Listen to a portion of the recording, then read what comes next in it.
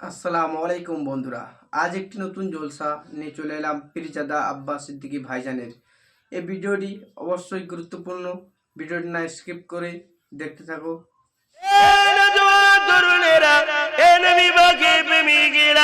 এসেছি নবী গোলাম নবী নবী নবী নবী করে যাব। শুনতে যদি ভালো লাগে বসে থাকে শোনো। আরে আমিন আল্লাহকে আল্লাহ কি সম্মান কি মর্যাদা দিয়েছে। হযরত নবী মুহাম্মদ সাল্লাল্লাহু আলাইহি ওয়াসাল্লাম কে যখন দুদুবা হালিমা নিয়ে যেতে লেগেছে, আমার রাসূলুল্লাহকে কোলে করে নিয়েছে, নিজের ঘরে নিয়ে চলে গেছে। অনেক কিছু ঘটনা ঘটেছে, তার মধ্যে থেকে কয়েকটা ঘটনা বলে দিই, কেননা এই মাসে নবী আমার এসেছিল। আম্মা জান হালিমা বলতে লেগেছে, আমি ঘরে যখন প্রবেশ করলাম, আমার ঘরে একটা কুয়া ছিল, ওই কুয়াতে পানি ছিল না। আমি হালিমা যখন কুয়ার ঘরের মধ্যে পৌঁছালাম, বাড়ির মধ্যে প্রবেশ করে দেখলাম ওই কুয়াটাতে পানি পরিপূর্ণ হয়ে আছে। আম্মা জান হালিমা বলে, আমি বড় গরীব, তাই মরুভূমি এলাকা, চরণভুরি গাছপালা ঘাস তেমন নাই, তাই আমার পশুগুলোকে ঠিকভাবে চরণ করতে পারে না, ঠিকভাবে চড়াতে পারে না। আর আমি ধনী নয় যে ভালো ভালো খাবার কিনে এনে খাওয়াবো, তাই আমার পশুগুলো বড় দুর্বল ছিল। কিন্তু আমি হালিমা অবাক হয়ে গেলাম, যখন আমি লাল মুহাম্মদকে নিয়ে আমি ঘরে ঢুকলাম, আমার পশুগুলো অটোমেটিক সুস্থ সবল শক্তিশালী এবং তাদের বাটেতে দুধে পরিপূর্ণ রয়েছে।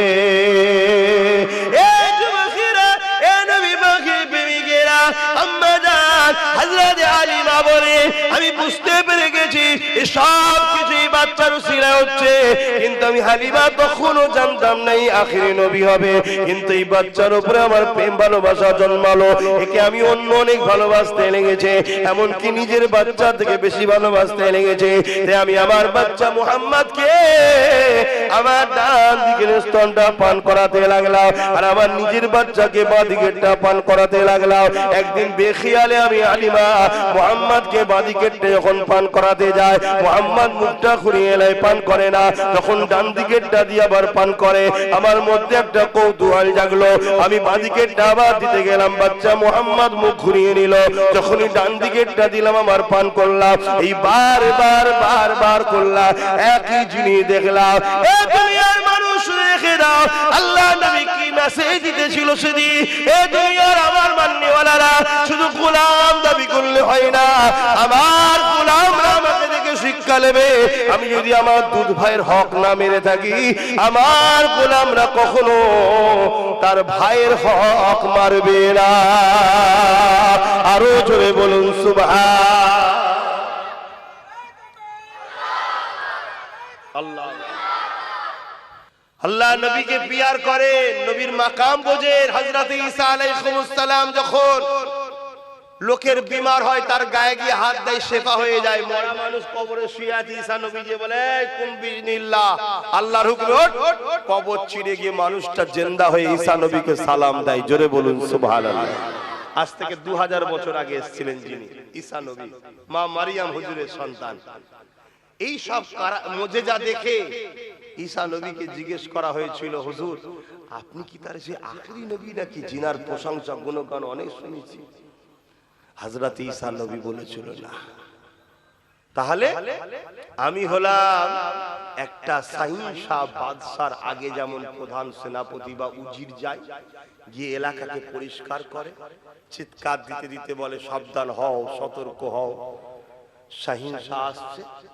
আমি ঈসা নবী ঠিক আমিনার লালের জন্য তেমন। জোরে বলুন সুবহানাল্লাহ।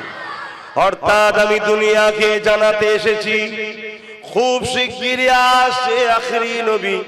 আমি দুনিয়াকে জানাতে এসেছি তাজিমে দাঁড়িয়ে যাও, আদবে দাঁড়িয়ে যাও, জবানের কথাকে কন্ট্রোল করো, কেননা এই দুনিয়া আল্লাহর দোস্ত আখেরি নবী পেতে চলেছে।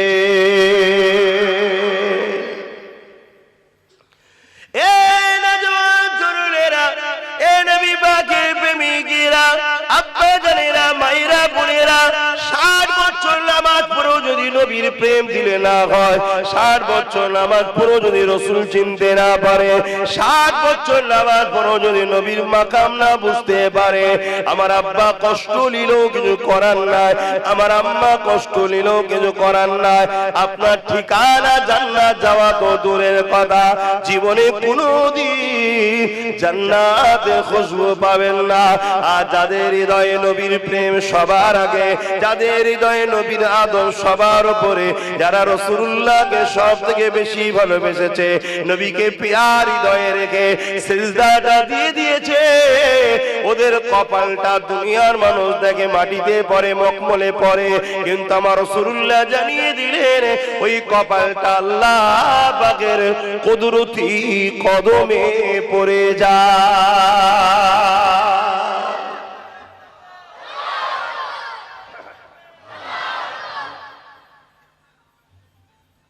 আগে এই জায়গাটাকে পাক করুন, এই জায়গাকে আমেনার লালকে জায়গা দিন, অন্য কেউ নয়, শুধু একজনই থাকবে আমেনার লাল। আমেনার লাল যখন থাকবে, তিনার ওসিলায় অনেকে সাহারা পাবে। উদ্দেশ্য তিনার জন্য, আবার কেউ যদি ঢোকে তিনার জন্য, কারো জন্য তিনি নয়। আর এই মাকামটা দিয়েছে কে? আমার রাসূলকে মাকামটা দিচ্ছে কে? জোরে বলুন, আল্লাহ। কেন? আল্লাহ খালিক, আল্লাহ মালিক, আল্লাহ সৃষ্টিকর্তা। তিনাকে দেখা যায়, দুনিয়ায় দেখা যায় কি? তিনাকে ছোঁয়া যায়, তিনাকে টেস্ট করা যায়, তিনাকে কোনো জ্ঞান বিবেক দ্বারা বোঝা যায়। তাই আল্লাহ বলল, শোনো, আমি তোমাদের কাছে আমার বন্ধুকে পাঠালাম। قل إن كنتم تحبون الله فاتبعوني يحببكم الله ويغفر لكم ذنوبكم والله غفور رحيم। এ আমার হাবিব যারা বলে আল্লাহকে ভালোবাসে, এরা সত্যবাদী না মিথ্যাবাদী, এর একটা পরীক্ষা এদেরকে দিতে হবে। কি পরীক্ষা দিতে হবে? ফাত্তাবিউনি, আগে যেন তারা আপনার ইত্তেবা করে, আপনাকে অনুসরণ করে, আপনাকে মেনে নেয়, আপনার আদব মুহাব্বতের গুরুত্ব। এ যুবকেরা, তরুণেরা, তাহলেই হাবিবকুমুল্লাহ, আমি আল্লাহ তাদেরকে মুহাব্বত করে ভালোবেসে নেব। এ নওজওয়ানেরা, আল্লাহ আমার নবীকে আমাদের সামনে ঠেলে দিয়েছে।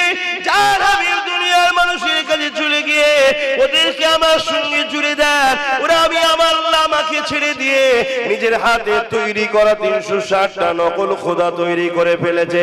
ওরা নিজেদের মা গুলোকে হত্যা করতে লেগেছে, ওরা নিজেদের বেটিগুলোকে জ্যান্ত পুঁততে লেগেছে, ওরা মায়েদের সঙ্গে নোংরা জেনার কাজ করতে লেগেছে।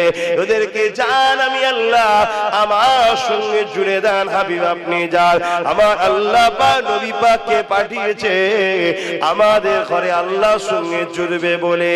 এ যুবকেরা, তরুণেরা, আবু বকর সিদ্দিক যে ধরা দিয়েছে, আবু বকর সিদ্দিককে নবী আমার আল্লাহর সঙ্গে জুড়ে দিয়েছে। ওমর ফারুক, ওমর ছিল না, ওমর ছিল শুধু, হযরতও ছিল না, ফারুকও ছিল না।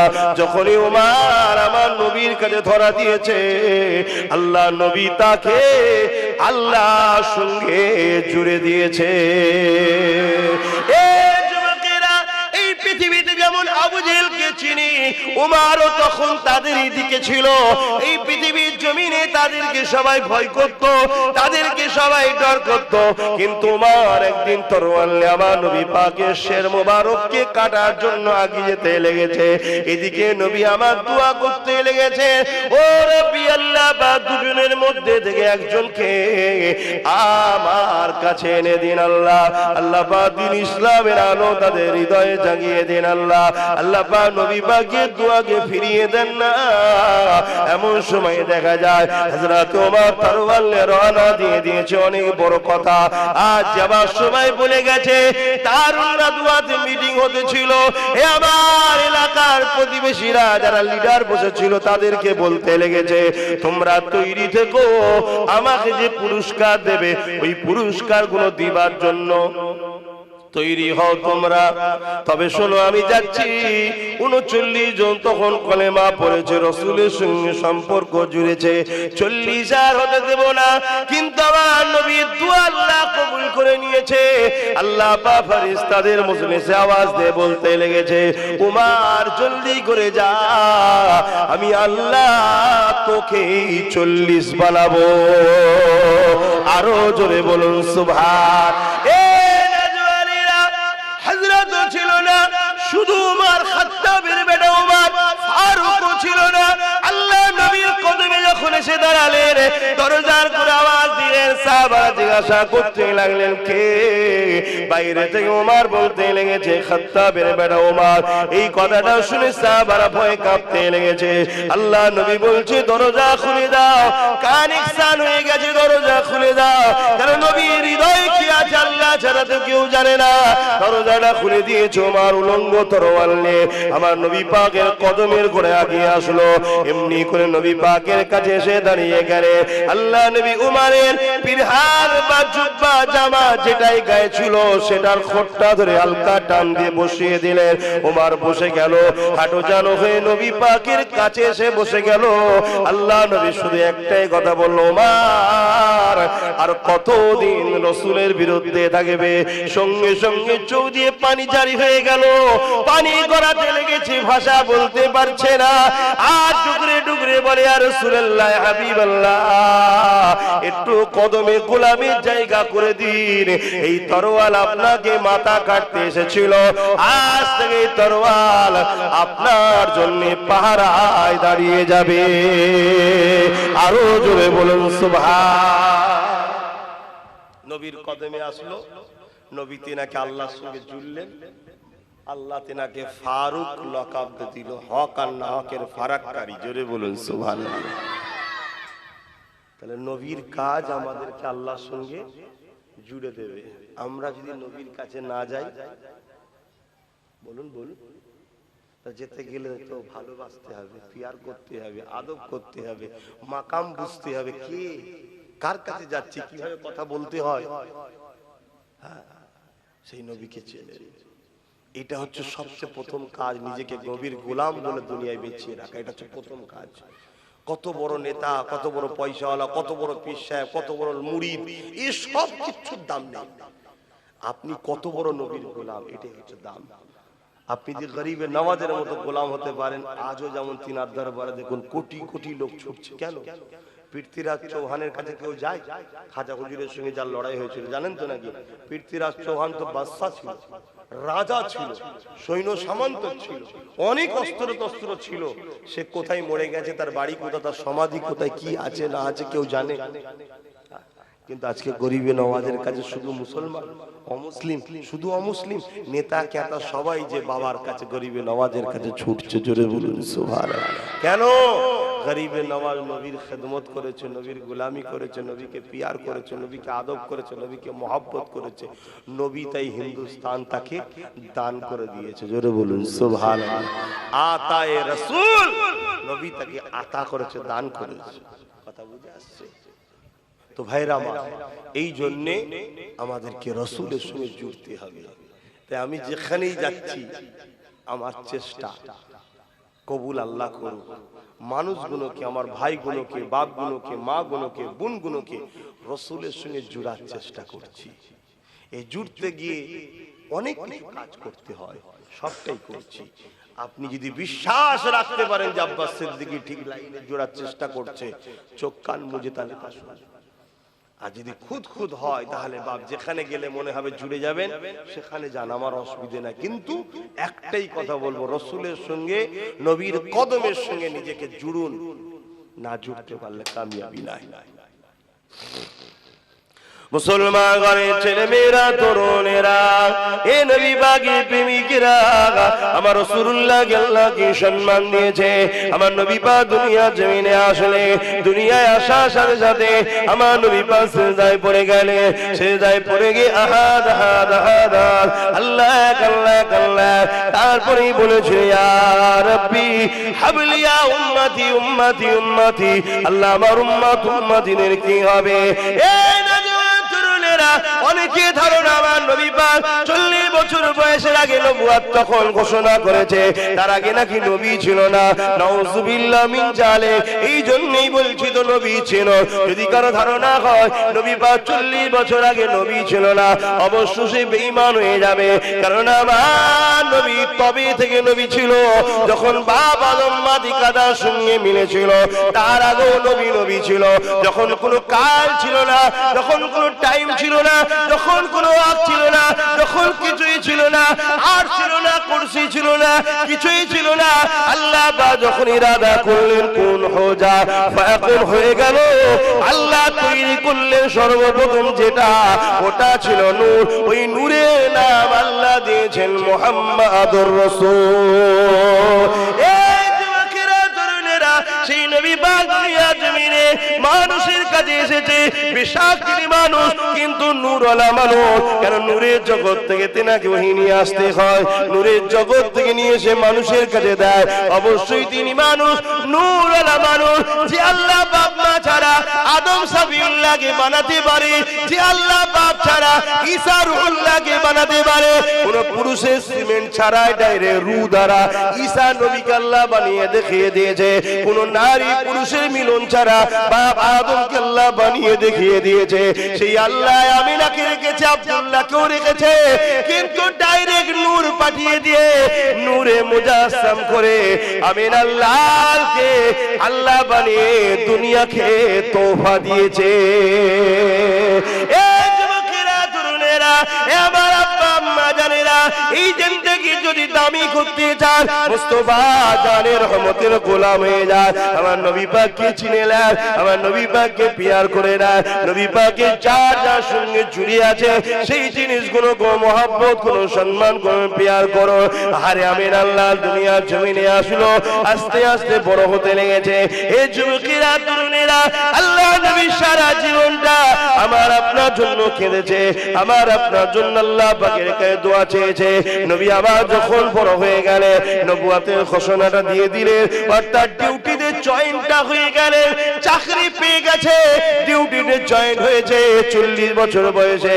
এই ডিউটি শুরু করে দিলে নবী আবার শুধুমাত্র যাতে করে বান্দা বান্দি গুলো ন্যায় পায়, ইনসাফ পায়, ইনসানিয়া পায়, মানবতা পায়, এক আল্লাহর সঙ্গে জুড়ে যায়। এই চিন্তায় নবী আমার পেরেশান হয়ে লোকের দরে দরে, বাড়িতে বাড়িতে, এমন করে কাবার সামনে সবাইকে জড়ো করে আল্লাহ নবী যখন দ্বীনের প্রচার করতে চেয়েছিল, তৎকালীন সময় যারা শাসক ছিল, ক্ষমতার জোরে আবু জেহেল, উতবা, সাইবা আমার নবীর সঙ্গে বেয়াদবি করেছিল। এই যুবকেরা, তরুণেরা, আজকে দিনও পৃথিবী জুড়ে একদল জালিমেরা সেই নবীর দিনকে মিটাবার চেষ্টা করছে, কিন্তু দুঃখ হয়ে জায়গা তাদের হাতের পুতুল আমাদের ঘরের ছেলেরা হয়ে যাচ্ছে। এটা সেদিনও ছিল, আজও আছে। চামচিকের কাজ দেখবেন, চাঁদ উঠলেই ঢাকার চেষ্টা করা। কেন? চামচিকের জন্য অন্ধকার ভালো, আলো ভালো নয়। সমাজে কিছু চামচিকে আছে যারা মানুষের কে লুটতে চায়, জেনা ব্যভিচারী চায়, খুন চায়, ও মানুষকে গোলাম বানাতে চায়, নিজেদের দাস দাসী বানিয়ে রাখতে চায়। তারাও চায় ইসলামের চাঁদকে কি করে ঢেকে দেবো। এটা যুগ যুগ ধরে চলে আসছে, কিন্তু দুঃখটা কি, তাদের হাতের পুতুল এখন আমাদের ঘরের ছেলেরা। শিক্ষার অভাব, নবীর সঙ্গে সম্পর্ক নেই, বোঝে না, তাই আজকে সব করে ফেলেছে। কিন্তু এদের দুনিয়াও অন্ধকার, আখিরাতও অন্ধকার হয়ে যাচ্ছে। তাই এসেছে একটু বুঝিয়ে দিয়ে যাচ্ছে। রাসূলকে চিনুন, নবীকে চিনুন। কোনদিন ভেবে দেখেছেন? কোনদিন ভেবে দেখেছে ওই যে 313 জন জুতো পায়ে নেই, খালি পায়ে, গরম বালির উপরে, পরনার জামাও ঠিক মতো নেই, খাজুরের ডাল দিয়ে অর্ধেক পৃথিবী জয় করবে, তার সূচনা বদর হয়েছিল? কোনদিন ভাবতে পেরেছেন? কিসের জন্য, কি পাওয়ার ছিল? না, মুহাম্মদ রাসূলের উপরে প্রেম ছিল, আদব ছিল, ভক্তি ছিল, বিশ্বাস ছিল, রাসূলকে মডেল বলে মেনেছিল। তাই অর্ধেক পৃথিবী তারা জয় করে ফেলেছে। জোরে বলুন সুবহানাল্লাহ। আর আজকে আমরা এত থাকার পর দুর্দশা কেন? খেয়াল করে দেখুন, আমাদের বাড়িতে রাসূল আছে কিনা, আমাদের কারবারে রাসূল আছে কিনা, আমাদের শিক্ষাতে রাসূল আছে কিনা খেয়াল করে দেখুন। সব জায়গা থেকে নবীকে আমরা সরিয়ে দিয়েছি, তাই তো আজকে আমাদের দুর্দশা।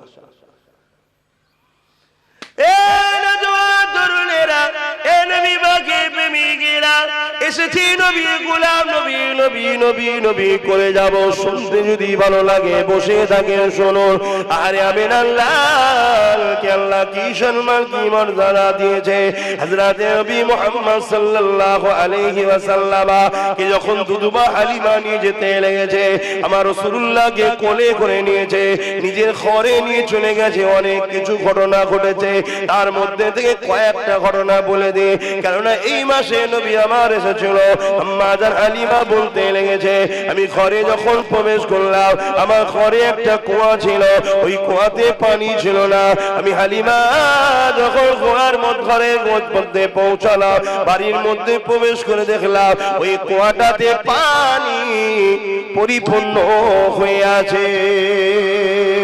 আম্মা জান হালিমা বলে, আমি বড় গরীব, তাই মরুভূমি এলাকা, চরণভূমি গাছপালা ঘাস তেমন নাই, তাই আমার পশুগুলোকে ঠিকভাবে চরণ করতে পারে না, ঠিকভাবে চড়াতে পারে না। আর আমি ধনী নয় যে ভালো ভালো খাবার কিনে এনে খাওয়াবো, তাই আমার পশুগুলো বড় দুর্বল ছিল। কিন্তু আমি হালিমা অবাক হয়ে গেলাম, যখন আমি লাল মুহাম্মদকে নিয়ে আমি ঘরে ঢুকলাম, আমার পশুগুলো অটোমেটিক সুস্থ সবল শক্তিশালী এবং তাদের বাটেতে দুধে পরিপূর্ণ রয়েছে।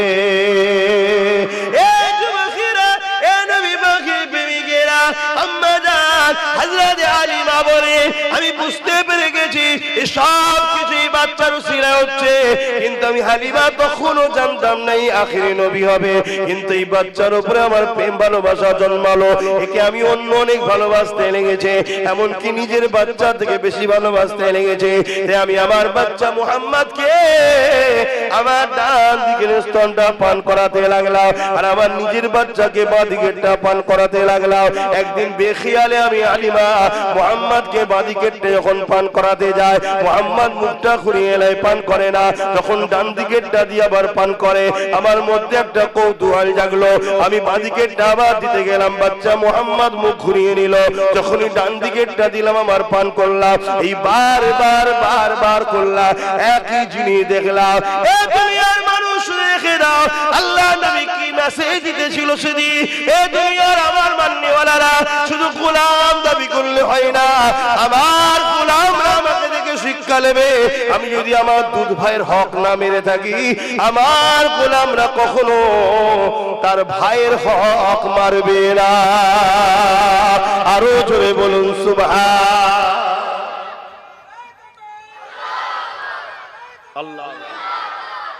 কিন্তু আজ আমরা হক মারি না।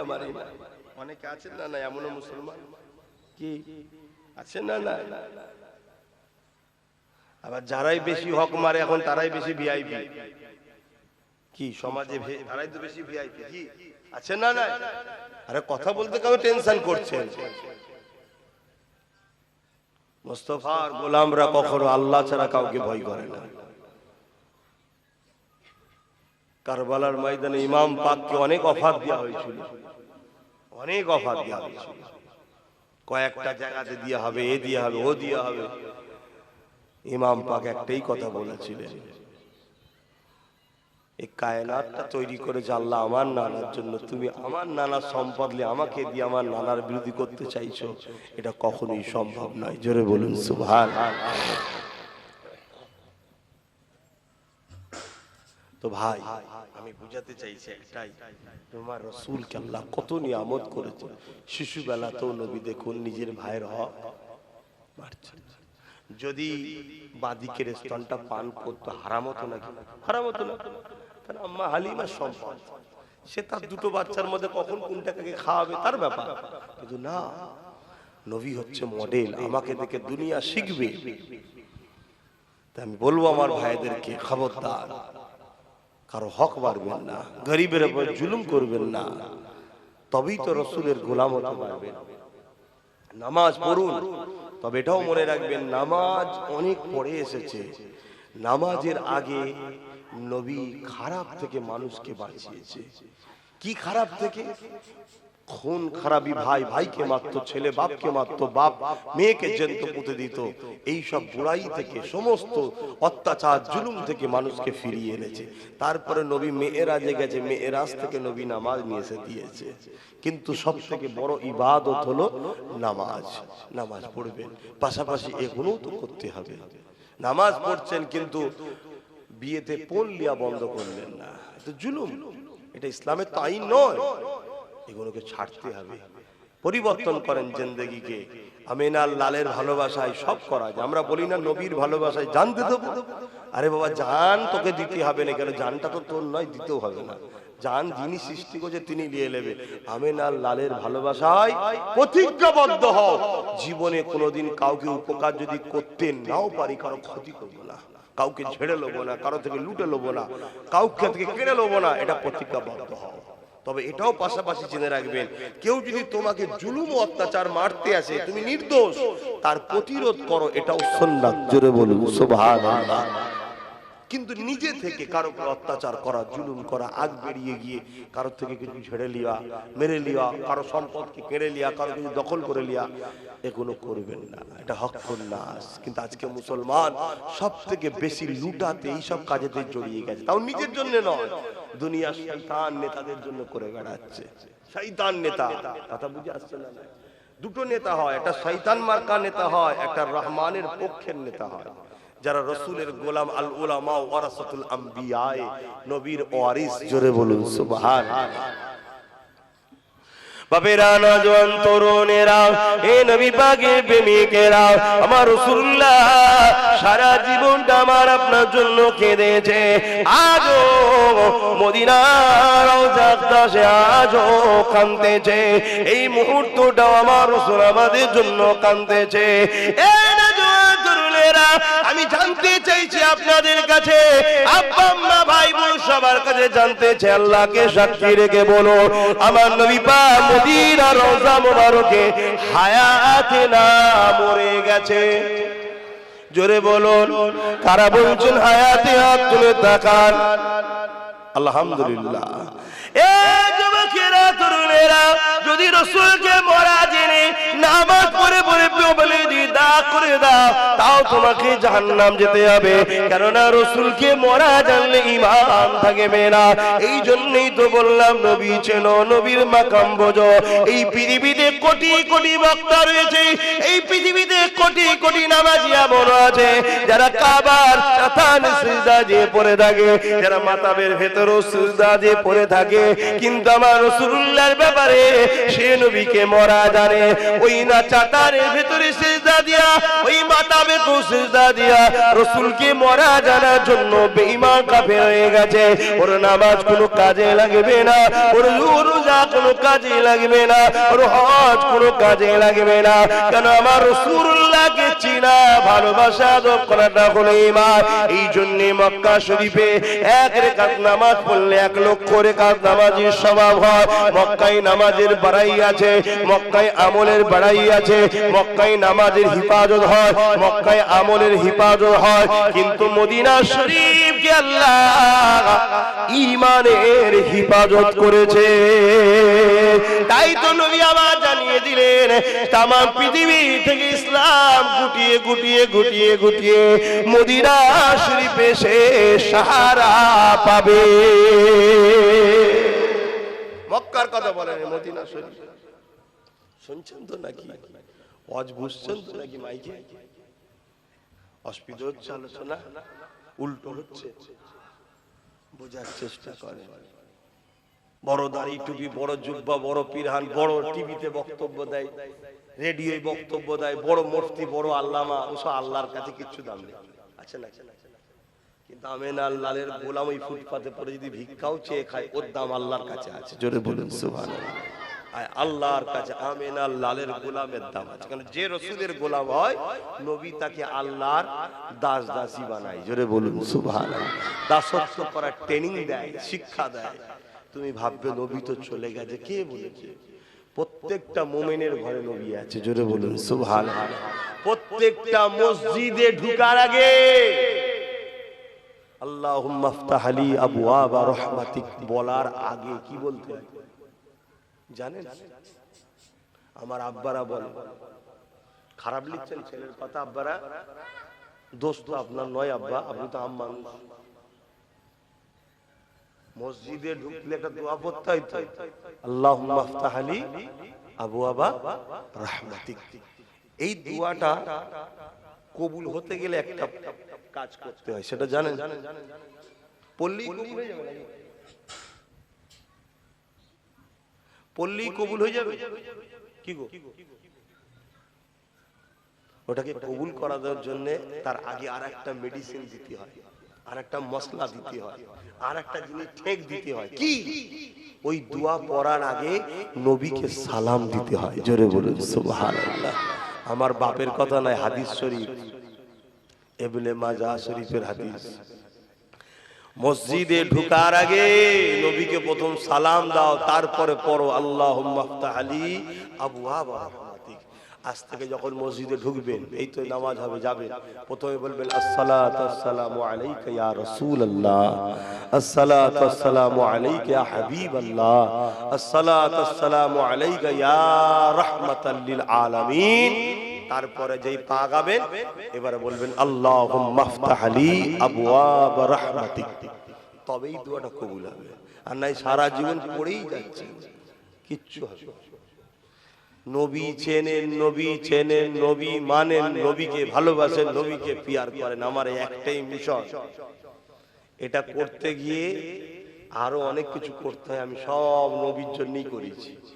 কিছু কথা আছে মাইকে বলা যায় না, কিছু কথা আছে কানে বলতে হয়, কিছু কথা আছে বুঝে নিতে হয়। কথা ঠিক না বেঠিক? প্রেম ভালোবাসার কথা কি বলতেও লাগে নাকি? চোখের ইশারাতেই ধরে লাগে কি বলতে চাইছে। কিছু কথা আছে ইশারায় বুঝতে হয়, কিছু কথা আছে মহল দেখে বুঝে নিতে হয়, কিছু কথা আছে কানে বলতে হয়, কিছু কথা আছে মাইকেও বলতে হয়।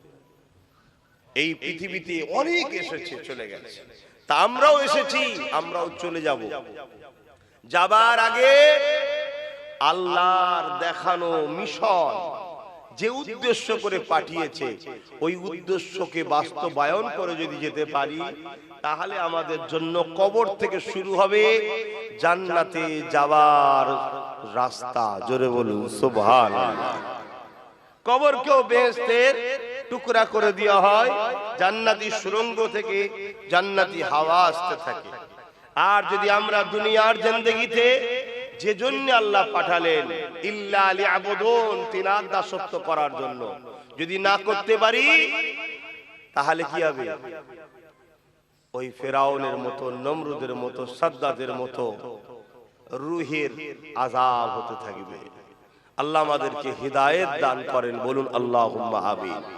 কোন রাস্তাটায় চলতে হবে, এই রাস্তা দেখাবার জন্যই আল্লাহ যুগে যুগে নবীদেরকে পাঠিয়েছে। 1 লক্ষ মতান্তর 2 লক্ষ 24,000 নবী রাসূল এসেছে। আর কটা কিতাব এসেছে বলেন? মোট আসমানি কিতাব কটা?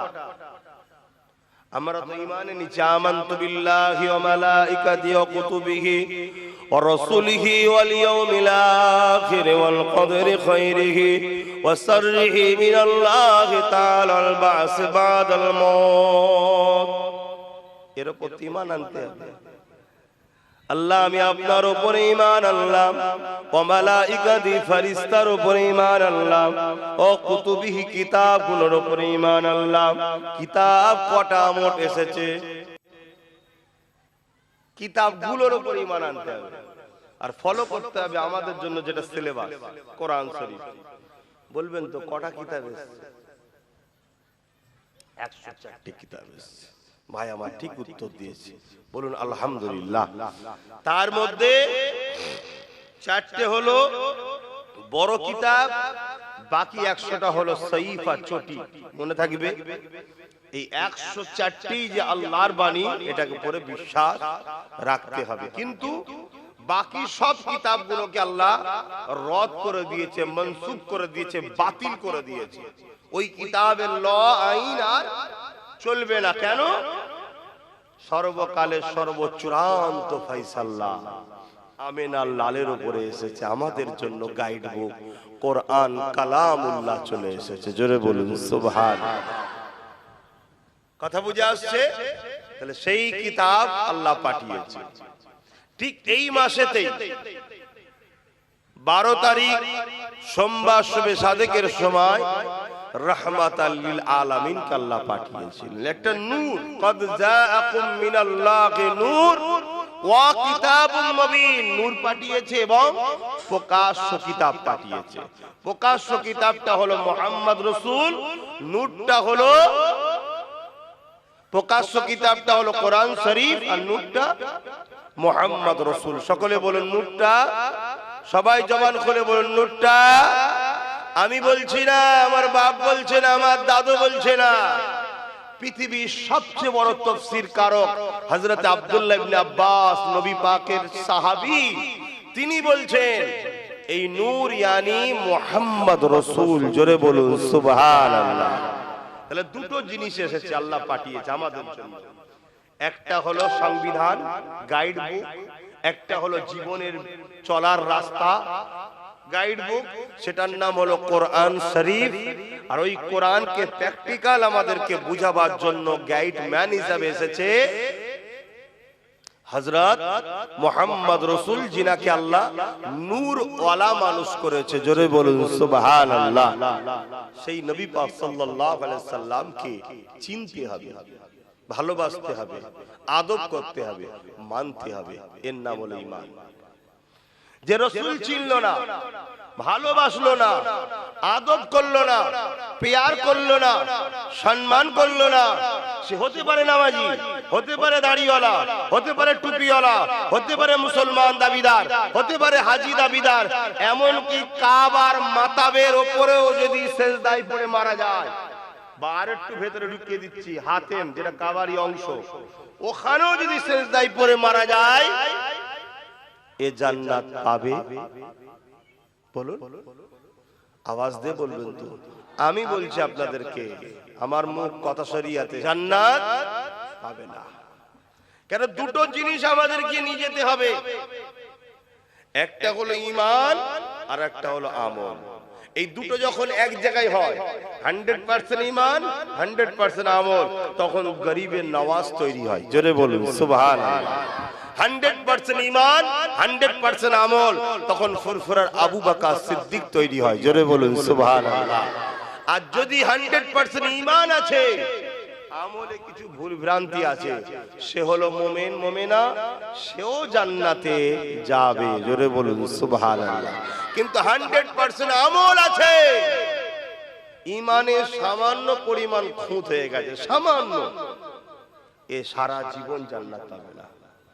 তাহলে আগে আমিনার লালকে ছিল, আগে রাসূলুল্লাহকে জানুন, নবীকে বুঝুন। আজ আমরা মুসলমান, আমরা নবীর দুশমন তৈরি হয়েছি, আমরা নবীর দিনের ক্ষতিকারক, আমরাই নবীর মসজিদ মাদ্রাসাকে, নবীর দ্বীনকে আমরাই শেষ করে দিচ্ছি। আরে অমুসলিম, অন্য ইসলামের দুশমন যারা আছে অমুসলিমদের মধ্যে, তারা কি ক্ষতি করবে? আমরা নিজেরাই ক্ষতি করে ফেলছি। কেন? আমরা রাসূল চিনতে পারিনি তাই।